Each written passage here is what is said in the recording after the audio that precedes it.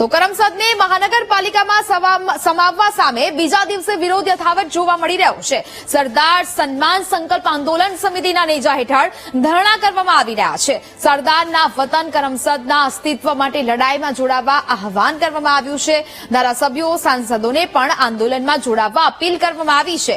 પ્રથમ દિવસે આંદોલનમાં કોંગ્રેસના સિનિયર નેતાઓ શંકરસિંહ વાઘેલા તથા પરેશ ધાનાણી ઉપસ્થિત રહ્યા હતા, જ્યારે કે સરદાર સન્માન સંકલ્પ આંદોલન સમિતિએ જો આ મુદ્દે કોઈ નક્કર પરિણામ નહીં મળે તો આંદોલન ઉગ્ર કરવાની પણ ચીમકી ઉચ્ચારી હતી।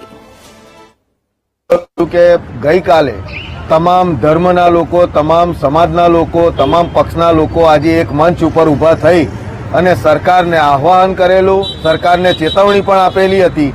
તેમાં ભારતીય જનતા પાર્ટીના અગ્રણીઓ, પ્રદેશના હોદ્દેદારો પણ સામેલ હતા।